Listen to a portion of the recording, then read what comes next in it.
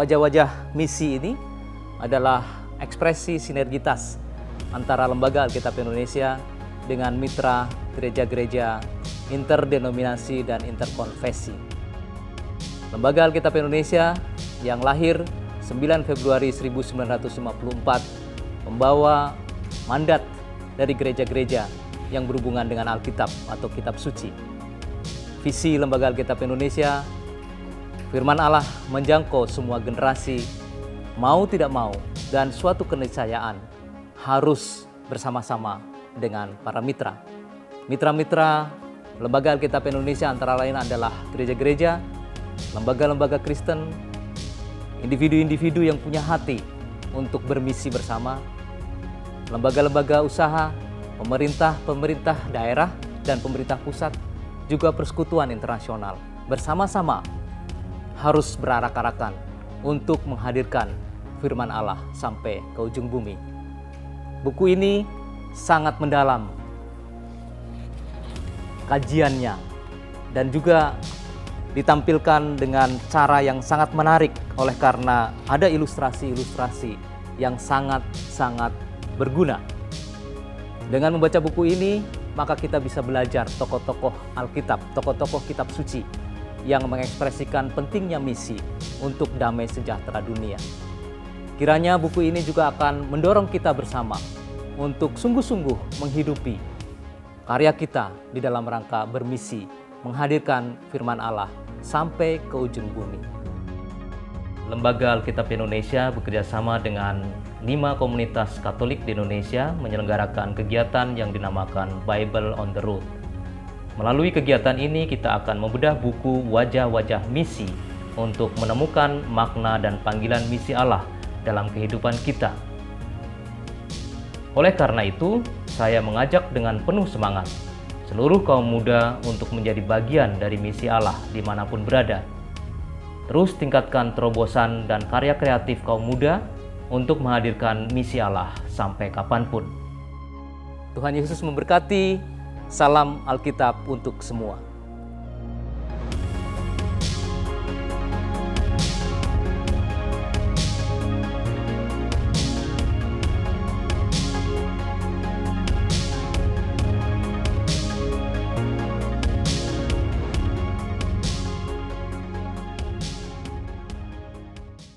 Halo, welcome to Light Show with Bro James. Yeah!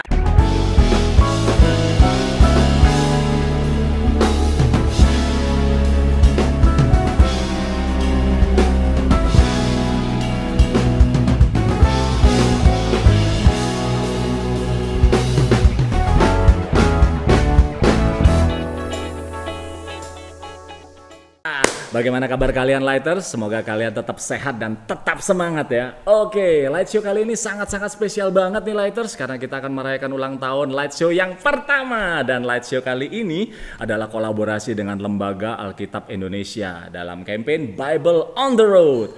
Bible on the Road itu apa sih bro? Ini adalah gerakan kampanye yang diprakarsai LAI bersama 5 komunitas di Jakarta dan salah satunya adalah LOJF. Untuk apa? Untuk mengajak kita semua menjadi Alkitab nyata yang terbuka dan bisa dibaca banyak orang. Artinya ya melalui partisipasi kita banyak orang yang bisa mengalami kasih dan kebaikan Tuhan yang real lewat Alkitab. Yang bisa dibagikan, yang telah dibagikan secara gratis oleh LAI kepada saudara-saudara kita di pelosok tanah air. Nah, Lighters, mungkin kalian pernah lihat ya promosi di IG tentang buku atau tentang bedah buku Wajah-Wajah Misi sebelumnya yang membahas tokoh Ruth, Musa, Maria, dan Paulus. Nah, hari ini adalah final episode nih dari rangkaian Bible on the Road itu, di mana kita akan membahas salah satu tokoh yang inspiratif. Siapa tokohnya? Kita akan bahas bersama narasumber kita. So, mari kita sambut narasumber kita kali ini adalah Brother David dan Sis Yolanda. Shalom Om. Sorry ya bro, mungkin kamu baru pertama kali ini terlibat di acara ini, jadi nggak masalah. Di sini aturannya adalah tidak boleh panggil Om, apalagi Opa, gitu ya, Kakak, Bang, Mas, Ko, nggak boleh. Terus Bro James. Gitu. Bisa diulang? Ya udah, kalau disuruh bohong nggak apa-apa. Bro James. Ini gimana ya? Oke, saya maafkan ya. Oke, coba Sis Yolanda coba manggil saya. Shalom Bro James. Asik. Biasa banget. Ini baru bintang tamu. Nanti next episode aku undang Yolanda sendiri ya. Oke. Ya nanti ya, saya pikirkan lagi ya. Semoga tim kreatifnya meng-approve kali ini. Oke, sebelum kita lanjut, gue mau kasih tahu kalian semua bahwa di acara ini ada 3 segmen. Segmen yang pertama light speed. Jadi langsung aja kita ke light speed. Oke, sekarang kita masuk ke segmen yang pertama yaitu light speed. Nah, di light speed ini gua akan kasih pertanyaan dan kalian harus menjawab dengan cepat. Namanya aja light. Belum ya. Sabar ya, Nak. Kamu antusias sekali ya, pengen jawab ya. Iya, kamu pasti selalu pengen menang ya kamu ya. Iya, enggak apa-apa, aku juga. Tapi karena ini episode spesial, biasanya tuh pertanyaan-pertanyaannya tuh kan sulit ya. Sulit. Sulit. Ini sangat-sangat sulit pertanyaannya ya. Jadi seputar Petrus. Siap ya. Yang mau jawab angkat tangan. Yang nggak mau jawab juga angkat tangan. Bilang aja aku nggak mau jawab ya. Jangan ya. Oke. Yang bisa jawab angkat tangan ya. Siap ya. Oke. Pertanyaan yang pertama. Nama asli Petrus? Simon. Pinter. Kamu mendapatkan 100. Yeay. Tolong dijawab ya. Jangan ngelihat aku. Pas aku ngasih pertanyaan, apa pertanyaannya nih mereka? Masih pemanasan James, ini kan Yes. pertama kali. Ya. Cukup ya? Malu, soalnya. Sip. Saking sulitnya ya pertanyaannya. Oke, pertanyaan yang kedua, konsentrasi. Petrus berasal dari? Negara atau kota ini maksudnya? Ini kok dibahas ya pertanyaanku ya? Udah jawab aja, Petrus berasal dari? Iya makanya negara atau kota? Negara dari Ya, kota deh, kota. Kota ya. Oke, aku ulangi lagi ya. Petrus berasal dari? Tetot. Oke, aku anggap mereka tidak bisa menjawab ya. Jawabannya adalah Galilea. Kamu udah mau jawab ya tadi ya? Udah mau jawab Galilea? area Galilea, iya. Iya, itu Soalnya kan kalau negara Israel gitu. Oke, jadi sebetulnya Galilea itu apa? Kota atau kabupaten, kota madya, RT, RW, Enggak, kecamatan? kan area itu kan, Danau Dibahas Galilea ya. Oh gitu iya. maksudnya. Oh, jadi itu kota ya maksudnya ya? Oke. Nah, tim kreatif Distrik. lain kali Distrik. kasih tahu ya, Petrus berasal dari kota mana? Ingat ya. Oke. Atau dari distrik mana? Tolong saya yang mau tanya ya. Ya, Yolanda. Jadi, Galilea itu area James, Coba area. jelaskan ke James lah. biar Oke. ngerti. Gimana kalau sekarang kita buka kitab suci aja langsung? Coba kita Google ya. Nah, Google. Oke. Promosi. Google, matikan handphone. Oke, pertanyaan yang ketiga. Saudara dari Petrus. Tadi lihat aku, sekarang lihat-lihatan mereka. Cakep sih memang. Bukannya jawab, malah Kenapa lihat-lihatan. kita nggak di briefing ya sebelum ini? Ini kan ketahuan gitu. Oke, durasi, tolong. Ini aku tahu James. Ya, silakan. Andreas. Yeay. Karena dia yang membawa Petrus kan yang ngasih tahu tentang Yesus. Luar Ini biasa. loh, kelihatan ya baca kita Kelihatannya ya. Oke, kelihatan. Oke, pertanyaan berikutnya, konsentrasi sudah mulai panas nih kayaknya ya, lighters ya. Petrus disalib terbalik pada masa kepemimpinan. Nah, loh. Nero. Wah, luar biasa. Luar biasa loh. Gila. Oke, kayaknya aku kasih ini nggak ada di skrip, tapi aku mau tanya lebih. Nero nama panjangnya siapa? Enggak ya, nggak ada ya. Oke. Atau nama baptisnya Nero enggak ya? Oke. Herodes. Dia nggak percaya. Herodes. Dia nggak percaya Kristus jadi nggak dibaptis. Oh iya, luar biasa loh ya. Gila, memang beda ya yang baca sama nggak baca gitu. Iya. Jawabannya Herodes belum nggak? Iya. Hampir benar ya, Bro. Oke. Siap, ini adalah pertanyaan terakhir. Come on David, tunjukkan kalau engkau juga membaca selama ini ya. Oke, tolong Pet, tolong. Pertanyaan terakhir, julukan untuk Petrus. Kefas. Salah, Fit.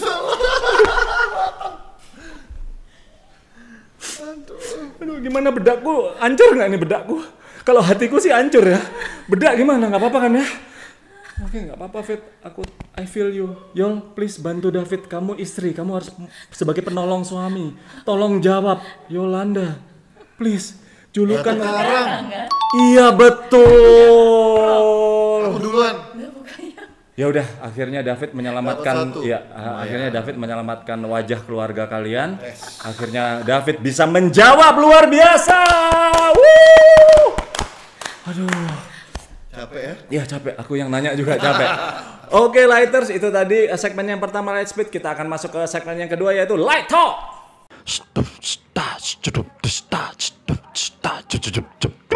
Oke, jadi tadi ada kesalahan sedikit ya, biasa ya, slip of tongue, something like that, and I said that apa tadi Kefas ya, sengaja kan? iya Mau benar, ngerjain David kan? iya gitu. Aku pengen lihat ekspresinya David gitu loh. Ternyata apa? Ketika aku bilang salah, David juga iya salah, padahal benar ya. Jadi Kefas itu nama lain dari batu karang. Oke, aku lempar Kefas nih. Aku lempar batu karang. Oke, ya sebelum kita lanjut ke Light Talk, sebelum lanjut kita ngobrol-ngobrol lebih dalam lagi, kita saksikan tayangan berikut ini tentang komen-komen netizen tentang Petrus. Saksikan tayangan yang berikut ini. Santo Petrus adalah seorang santo yang dipilih oleh Yesus untuk menjadi pemimpin dari gereja. Petrus adalah murid Yesus yang pertama dan yang tertua. Petrus. Rasul pertama Yesus. Aku tahu. Muridnya Tuhan Yesus. Salah satu murid Yesus. Murid pertama Yesus bukan sih? Santo Petrus itu paus pertama dan Teguh pada imannya. Mengasihi Tuhan. Petrus setia mengikuti Yesus sampai akhir hayatnya. He has a strong will, dia punya kemauan yang besar. Taat sebenarnya berarti beriman, ya kan? dengan taat. Dia itu berani dan sayang Tuhan Yesus. Adalah seorang yang sangat setia kepada keyakinannya. Ya, kita meniru Santo Petrus dengan sikapnya yang yakin akan Yesus Kristus sebagai seorang juru selamat. Bangkit lagi dari keterpurukan dan mau mengakui dosa dan kembali kepada Tuhan. Petrus selama menjadi rasul Tuhan juga harus belajar mendengarkan Tuhan. Terus Aiko juga harus belajar dengerin orang tua, soalnya kadang enggak. Mencoba untuk selalu taat pada perintah Tuhan. Dan tetap menjadi pengikut Yesus yang setia. Nah, sekarang kita akan langsung review buku Wajah-Wajah Misi ini. Tentunya lebih detailnya lagi tentang Petrus ya. Jadi kita akan buka halaman tentang Petrus. Halaman tentang Petrus ada di halaman 37 sampai 39. Oke, ini ya. Iya, sip. Kelihatan. Iya, kelihatan. Seperti yang tadi saya katakan, tulisannya besar-besar. Saya suka sekali buku ini. Jadi, gua akan membaca bagian-bagian dari buku ini, guys, ya. Yang sekiranya menarik untuk kita baca, dan gue akan minta komen dari tamu kita yang tercinta ini. Oke, siap ya? Wah, tetap ada pertanyaan nih. Di halaman 38, ya, di halaman 38 ini judulnya Transformasi si Penjala Ikan. Ya. Kita lebih mengenal Petrus sebagai rasul utama atau sebagai si penyangkal Yesus yang dijadikan atau sebagai si penyangkal Yesus yang dijadikan paus pertama. Pokoknya dia seorang rasul hebat dan soko guru gereja perdana. Akan tetapi cerita tentang Petrus sebenarnya adalah cerita tentang kegagalan. Ya. Para penginjil menampilkannya bukan karena kehebatannya, tapi justru karena kegagalannya. Dengan itu, Petrus menjadi model bagi para murid, misionaris, dan pewarta Injil selanjutnya. Cerita panggilannya itu dari Lukas 5 ayat 1-11 menjadi ilustrasi yang menarik. Pertama, sabda Yesus menantang Simon Petrus di hadapan massa yang membludak di pantai Danau Genesaret. Petrus tentu bangga bahwa Yesus memilih perahunya sebagai mimbar khotbah. Petrus tentu bersiap-siap untuk disalami dan mendapat ucapan profisiat. Sang guru ternyata menyuruh dia untuk bertolak ke tempat yang dalam dan tebarkan jalamu untuk menangkap ikan. Nah, sampai sini kita akan membahas nih ya. Jadi sang guru malah nyuruh tebarkan jalamu untuk menangkap ikan. Petrus, perintah Yesus ini sungguh menantang Petrus. Gimana menurut Bro Ensis? Ini dalam realita kehidupan kita sebagai manusia itu kadang kita harus dihadapkan pada kegagalan dulu, di mana kita itu nggak bisa mengandalkan kekuatan kita sendiri, sampai kita sadar bahwa ternyata kita itu terbatas dan kita butuh yang namanya sosok Tuhan. Nah, disitulah istilahnya manusia itu melakukan yang natural, yang alami, yang kita bisa lakukan. Sedangkan kalau berbicara mengenai supernatural, nah itu bagiannya Tuhan. Wow, dalam ini ya, soal nelayan, soal laut, dalam banget jawabannya ya.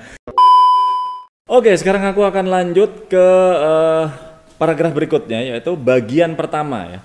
Bagian pertama jawaban Petrus ini memperlihatkan pandangan pribadinya ini. Sepanjang malam sudah bekerja keras tetapi tidak menangkap apa-apa. Jawaban Petrus adalah simbol jawaban-jawaban para misionaris dan pemberita Injil selanjutnya, termasuk Anda dan saya.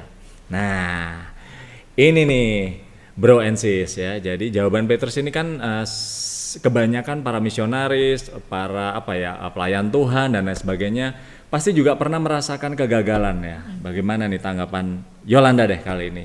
Sebagai pemimpin di LOJF, pemimpin di komunitas ini, apakah juga pernah merasakan kegagalan dan bagaimana pendampingan Tuhan ketika kamu mengalami itu? Sering ya, James, kita sering ya? kegagalan. Apalagi dalam kalau tadi kan konteksnya misi ya, dalam menjalankan misi. Nah, dalam komunitas itu pasti banyak lika-likunya ya, dan banyak momen dimana kita tuh merasa gagal. Tapi seringkali dan berulang kali Tuhan tuh mengajarkan apa yang gagal di mata manusia itu adalah bagian dari rencana Tuhan yang indah.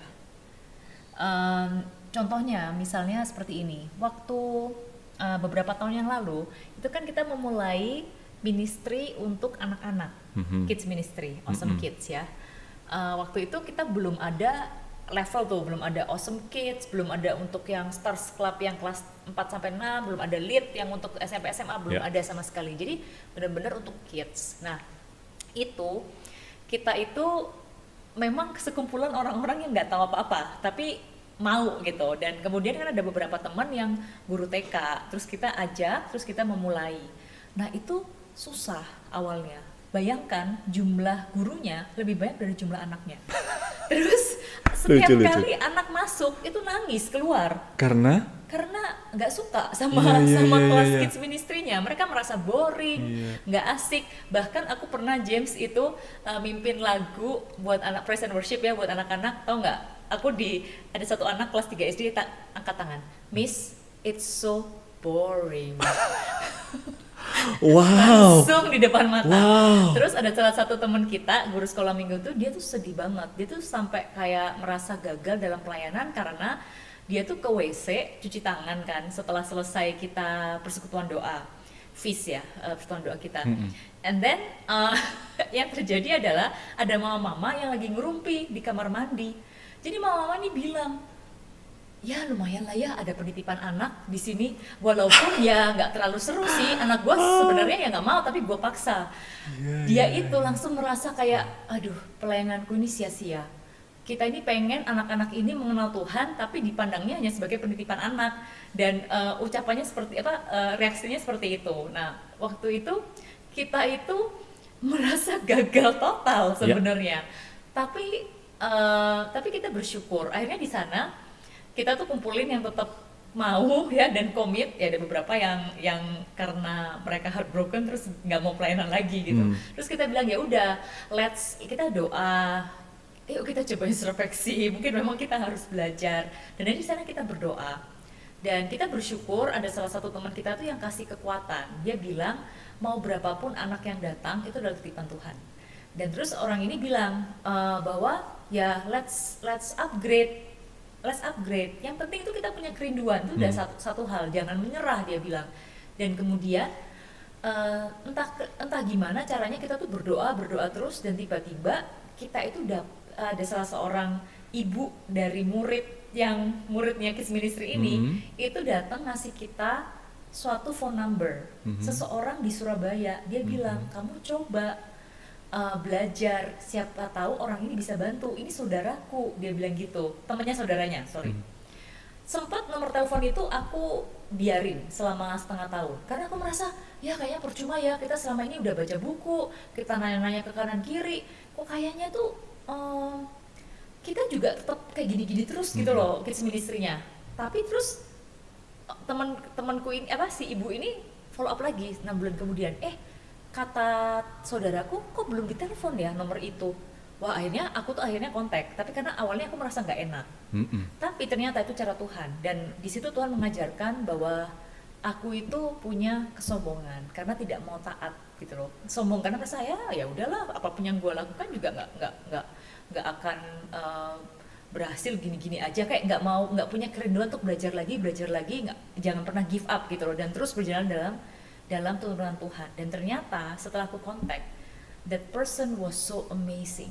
Akhirnya aku dan beberapa teman kids ministry itu pergi belajar sama kelompoknya dia, dan sampai akhirnya kita itu bisa bersemangat, dan kita akhirnya kayak memperbaiki next gen ministry ini, dan akhirnya sekarang banyak pelayannya, banyak anak-anak yang kami layani juga. Ada sekitar, kalau kita hitung itu dari yang paling kecil sampai lead itu mungkin ada sekitar 120 anak. Kira-kira ya, itu terakhir kita hitung sebelum online. Jadi tapi itu semua karena kasih karunia Tuhan, dan mungkin itu yang dirasakan oleh Petrus karena gagal, tapi ya sudah gitu loh, karena udah frustrasi, ya udahlah ya, siapapun yang ya udahlah, let's just try, who knows gitu. Dan aku waktu baca tentang kegagalan Petrus tuh teringat akan kisah itu. Wow, jadi sekarang udah banyakan muridnya ya daripada gurunya ya? Iya, Oke, betul. Puji Tuhan. Dan kita mencari semakin banyak guru. Wow. Jadi bagi teman-teman semua yang sangat menyukai anak-anak ataupun pengen melayani, bahkan di saat pandemi, you can still serve the Lord. Yes, ya? oke. Dari anak-anak sampai remaja kita menerima. Wow. Kakak-kakak pembimbing. Keren banget. Ini udah nggak perlu dikomenin lagi ya. Oke, udah pas banget, sesuai banget. Oke, aku mau loncat lagi ke bagian yang kedua, karena itu tadi bagian pertama, ini bagian yang kedua. Aku akan baca lagi. Petrus berani mengambil resiko. Nah, itu jelas dari bagian kedua jawabannya. Tetapi karena perkataanmu itu, aku akan menebarkan jala juga. Petrus memilih untuk mengikuti sabda Yesus, maka ia berhenti menghitung untung rugi berdasarkan pengalaman dan keahliannya. Ia berani mengambil risiko dipermalukan dan ditertawakan sesama nelayan. Misionaris dan pemberita Injil tidak perlu selalu mengandalkan kalkulasi nalar, tapi harus berani melampaui kepastian dan jaminan akal sehat. Wah, mantap nih ya. Jadi pertanyaannya ya, pertanyaannya adalah, yang menarik kan dia udah berhenti menghitung untung rugi. Ini aku pengen Bro David ini yang menjawab ya. Jadi berdasarkan pengalaman dan keahliannya, dan dia berani mengambil risiko, dipermalukan, ditertawakan selama nelayan. Tanggapanmu piye, Bro? Ya, ini kita belajar poin itu mengenai ketaatan. Jadi kalau sharing secara pribadi itu sebenarnya aku kenal Tuhan hidup baru itu tahun 2000. Aku bergabung di sebuah komunitas selama 10 tahun di Surabaya. Dan ketika pindah di sini, ya, itu diberikan satu tanggung jawab untuk menjadi leader di komunitas LOJF. Nah, dari dulu di komunitas yang lalu, aku tuh menghindari untuk jadi leader, untuk bawain firman, aku menghindari banget gitu. Tapi ketika aku pindah ke Jakarta, itu benar-benar kayak I have no choice, dan Tuhan itu kayak kasih kerinduan, istilahnya, ayo kamu say yes aja. Masalah kamu bilang bahwa kamu itu nggak mampu atau nggak bisa, itu pasti semua orang pasti akan merasakannya atau mengalaminya di awal pelayanan. Tapi Tuhan itu kalau sekali kasih tanggung jawab, dia itu nggak cuma kasih tanggung jawab dan kita kerja sendiri, tapi Tuhan itu pasti akan melengkapi. Karena apa? Karena kita bekerja itu, kita melakukan tugas itu bukan untuk kepentingan kita, tapi justru untuk menjadi penjala manusia seperti yang Petrus diberikan tanggung jawab gitu. Jadi poin mengenai ketaatan, meskipun dia ada resiko nih dicemooh oleh nelayan-nelayan lain. Kamu kok menjala ikan kok pada waktu siang hari? Emang kamu sudah pengalaman berapa lama sebagai nelayan kok nggak tahu hal itu? Tapi dia tetap melakukan karena ya udah, dia percaya aja sama Tuhan. Demikian juga dengan kita. Oke, luar biasa ya. Jadi mungkin saat itu lu kalau mengkalkulasi atau dipikir pakai otak kayaknya mana mungkin ya. Ya sebenarnya aku merasa aku belum selayak itu, nggak semampu itu. Ya memang sampai sekarang pun masih perlu belajar, masih perlu terus improve myself ya. Tapi ya Tuhan pakai aja, yang penting kita mau. Yes, yang penting kita mau. Mantap tuh. Semua akan bisa melampaui kalkulasi nalar. Wush, luar biasa. Melampaui kepastian dan jaminan akal sehat. Oke, aku akan loncat ke poin menarik yang lainnya, yaitu bagian yang ketiga. Nah, ini ya, aku bacain lagi ya. Ketiga, pengalaman kemahakuasaan Tuhan langsung menyadarkan Petrus akan siapa dirinya. Tuhan, pergilah dari hadapanku karena aku ini orang berdosa. Nah, gimana Yol tanggapanmu Yol mengenai hal ini Yol? Ketika Petrus mengatakan, Tuhan pergilah dari hadapanku karena aku ini orang berdosa. Ya, apa ya, menurut aku yang Petrus katakan itu is very human ya, normal. Kayak seringkali banyak dari kita juga merasa seperti itu kan. Ya, merasa nggak layak, merasa berdosa. Ya, merasa berdosa. We feel like kayak aduh hidup gue ini penuh kegagalan. Atau mungkin kita kadang merasa gue udah berdosa atau bersalah sama Tuhan, sehingga kita merasa kayak nggak layak to meet Him gitu, nggak layak untuk bisa mempunyai hubungan dengan Tuhan yang baik gitu. So menurut aku wajar sikap Petrus, bahkan aku dan banyak orang mungkin juga sering merasakan seperti ini gitu.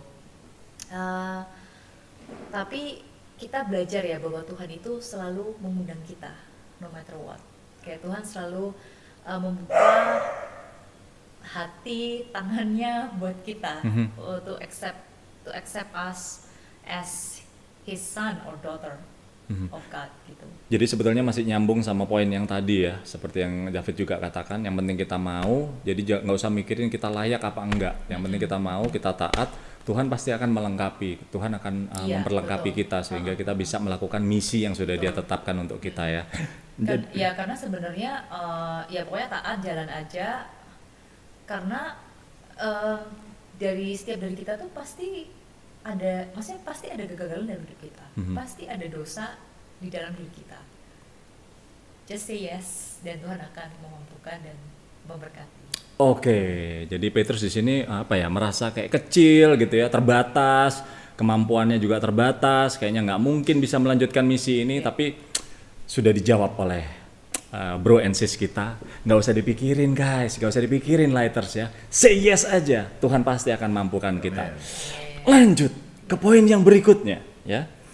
Ada poin menarik lagi. Pada titik itulah Tuhan membuat kejutan lagi. Petrus yang sudah tahu diri itu justru diberi peneguhan jangan takut dan kepercayaan. Mulai sekarang engkau akan menjala manusia. Wah, ini kayaknya Bro David nih cocok nih jawab nih. Tanggapannya gimana nih Bro? Ya, karena Yesus adalah Tuhan. Dan manusia itu melihat yang dilihat oleh matanya, yang dia ketahui. Jadi kalau kita misalnya melihat ada orang lain, kita sudah menilai, kita sudah bikin penilaian. Oh, dari kinerjanya seperti ini, kita bisa mulai perhitungkan, kita sudah judge dia seperti apa. Tapi Tuhan itu melihat jauh ke depan dari apa yang pernah kita bisa pikirkan. Mungkin pada waktu itu, Petrus itu adalah seorang nelayan, seseorang yang kasar, bisa dikatakan dia tidak punya pendidikan yang tinggi, beda dengan Paulus ya. Orang yang spontan. Nah, itulah kenapa dia nebar jala aja, dia salah satunya spontan, gak mikir. Tapi Tuhan lebih melihat potensi kita daripada kelemahan kita.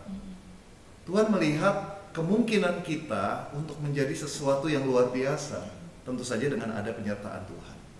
Jadi bagi kita sesungguhnya refleksinya adalah mungkin kita merasa kita nggak mampu, kita masih lemah, kita masih banyak dosa. Tapi kalau Tuhan mau pakai, berarti memang Tuhan melihat ada potensi yang baik gitu loh dalam kehidupan kita. Jadi makanya just say yes, Tuhan akan lipat gandakan apa yang kita lihat ini mungkin terbatas.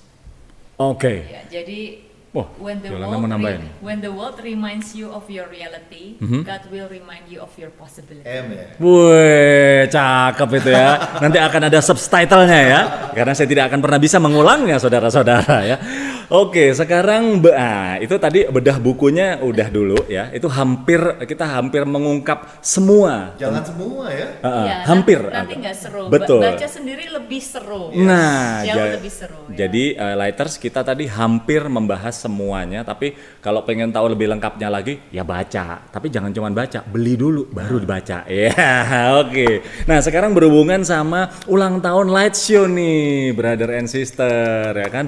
Light Show ini kan merupakan salah satu program milik LOJF ya, yang sudah setahun nih, akhirnya setahun juga. Hampir 50 tahun ya ini ya? Itu saya yang hampir 50 ya. Oh, Light Show-nya baru setahun. Iya, presenter apa, hostnya yang hampir 50 tahun. Puas Siap, ya. Bro ya. iya. Oke. Ini pertanyaan tentang ulang tahun Light Show nih. Gimana menurut kalian? Ini tolong jawab jujur. Gimana menurut kalian? Bagaimana acara ini? Apakah perlu dilanjutkan atau enggak? Apakah sesuai dengan misi? Apakah tidak? Atau ini? Aku pengen review jujur. Enggak. Ini beda ini. Iya, ini beda Light Show. Beda Light Show, guys. Sekarang ini twist ya. Ternyata ini beda Light Show. Iya, sebetulnya ujungnya tuh ini ya gitu ya. Gimana? Menurut kalian gimana sih acara ini? Apakah oke nggak sih di mata kalian tuh gimana? Yolanda ini kan biasa ngomong yang nice kan. Mending aku dulu. Nah, benar. Gini. Aku dulu terus bener. Yolanda. Orang kan suka ditawarin. Ini aku punya good news sama bad news. Iya, Kamu mending mau yang mana? bad Bad news news dulu, dulu aja ya. Ibaratnya kayak anak kecil kan, habis Bener. minum obat dikasih permen. Iya. Mari kita Panjang ya jawabannya. Kita hadirkan obatnya dulu. Iya. Gimana? Menurutku ya, sekarang ini kita itu sangat-sangat mengapresiasi semua pelayanan yang ada di LOJF. Jadi semua itu perlu dievaluasi, Ya. semua perlu untuk jadi lebih bagus lagi buat Tuhan. Tapi aku bilang Bro James dan teman-teman dari Light Show yang mungkin tidak terlihat di layar ini, ya mereka sudah melakukan yang terbaik. Jadi boleh nggak kita berikan apresiasi yang luar biasa buat mereka? Ya. Konfeti. Tapi kalau di LOJF ini kita punya spirit of excellence. Yes. Nah, jadi harapan kita adalah terus berkembang jadi lebih baik lagi. Oke, Amin. thank you brother. Berarti tim kreatif habis. Ternyata bukan bad news. Iya. Tadi udah. Makanya aku udah deg-degan sih ini, udah mau lepas jas ini. Jadi abis ini jangan lupa kita jangan mikirin episode berikutnya ya. Kita evaluasi dulu. Ya ingat. Tapi bener loh, bener. Kalau kita kadang-kadang kita tuh suka jalan ya kayak tadi mungkin kita kalau ikutin Petrus tebar jala gitu loh. Terus lama-lama loh kok nggak dapat karena dia nggak evaluasi. Karena waktu itu mungkin Petrus nggak ada timnya ya, nggak ada tim kreatifnya. Oke lanjut gimana Yolanda? Kalau minta pendapat David itu selalu gitu. Dia ini seperti seorang achievement father. Apa maksudnya? Dipuji, oke bagus, tapi dilepas. Spirit of excellence lebih baik lagi ya ke depan. Oke. Jadi kamu pengen kipas-kipas itu terus wah harus kerja lagi gitu. Ya. Tapi ada kalanya memang hal itu dibutuhkan. Iya. Karena kadang-kadang pelayan, aku jadi yang jawab. Kadang-kadang pelayan Tuhan itu suka mikirnya, udah keren kok, udah oke, banyak yang suka, gitu loh. Padahal kita nggak pernah, padahal itu belum terbaik dari versi kita yang sudah kita berikan. Mantap. Nah, Yolanda? Oke. Light Show, menurut aku ini acara yang luar biasa ya. Thank you buat James dan juga tim Light Show. Karena kita tahu bahwa untuk membuat Light Show ini itu butuh banyak banget persiapan. James harus preparation ya kan pasti, terus kayak harus research nanti narasumbernya kayak gimana, cara nanyanya gimana gitu. Jadi it takes a lot of work. Jadi thank you banget buat tim Light Show, buat James juga. Dan menurut aku Light Show ini bagus karena sesuai dengan misi dari LOJF ini dan values. Karena kan kita tuh pengen to create the disciples of Christ. Caranya dengan memperkenalkan kasih Tuhan lewat cara-cara yang relevan. Nah, talk show yang ringan seperti ini kan mungkin buat banyak orang itu lebih mudah untuk dicerna dan juga lebih enjoyable gitu. Jadi so sukses terus dan terus berikan yang terbaik buat Tuhan. Buat Amin. Yeay, menyenangkan sekali jawabannya ya. Oke, Lighters, kita akan masuk ke segmen yang berikutnya. Segmen yang seru banget, jangan kemana-mana dulu ya, karena kita akan men-challenge narasumber kita. Challenge-nya kayak apa? Nantikan di Light Challenge.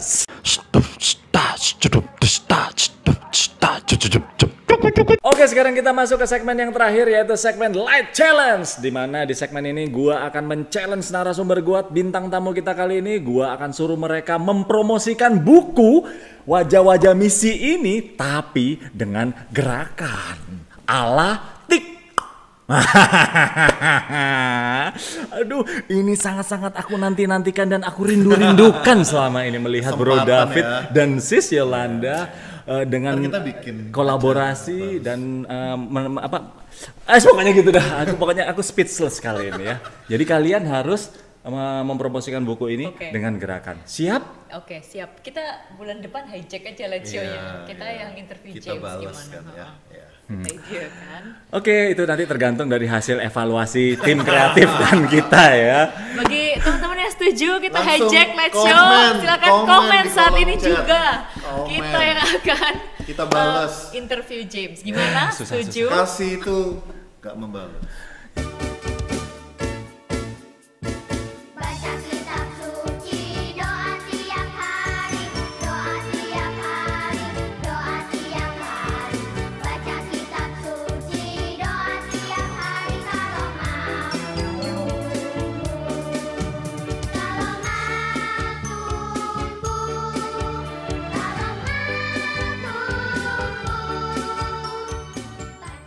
Oke, kita udah melihat Bro David dan Sis Yolanda yang memperagakan atau mempromosikan buku dengan gerakan ya. Itu kira-kira message-nya adalah, are you ready for action?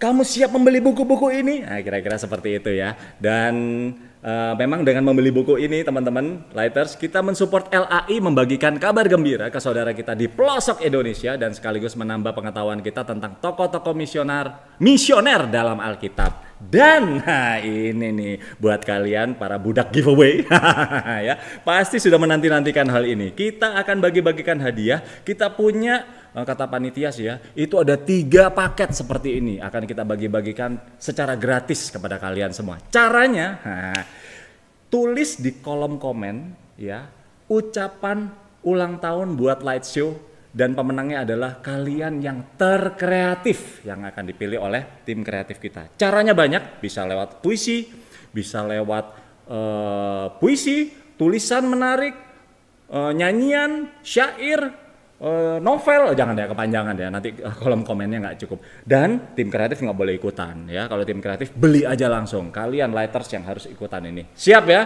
Siap. Oke, Lighters, itu tadi episode kita kali ini sangat-sangat spesial sekali. Dan semoga dari narasumber kita dan dari bedah buku kita bisa mendapatkan inspirasi bahwa kita sudah mendapatkan misi yang sudah ditetapkan Tuhan dalam setiap kehidupan kita. Dan seperti biasa ada satu pesan dari Bro James. Misi itu harus dijalani, jangan dilewati. Karena kalau dilewati nanti jadinya misi gitu ya. Oke Lighters, itu tadi episode kita kali ini. Kita ketemu lagi di episode yang akan datang. Always be the light and God bless you.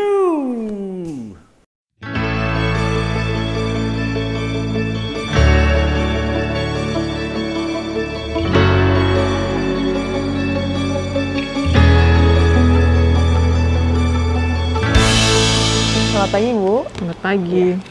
Pesanannya 5 buku Wajah-Wajah Misi Bu ya. Yep.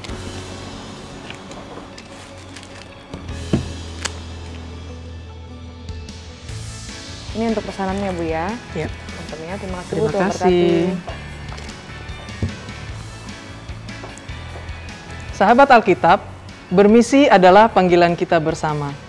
Dengan membeli buku Wajah-Wajah Misi, kita telah turut mendukung kegiatan misi dan pelayanan Lembaga Alkitab Indonesia untuk menyebarkan kabar baik bagi umat Kristen yang ada di pelosok tanah air.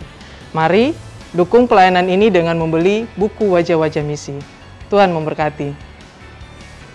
Dapatkan buku Wajah-Wajah Misi di Bible House Lembaga Alkitab Indonesia, Jalan Salemba Raya, nomor 12, Jakarta Pusat, atau mengunjungi website www.alkitab.or.id. Info lebih lanjut dapat menghubungi 0811 995 2890.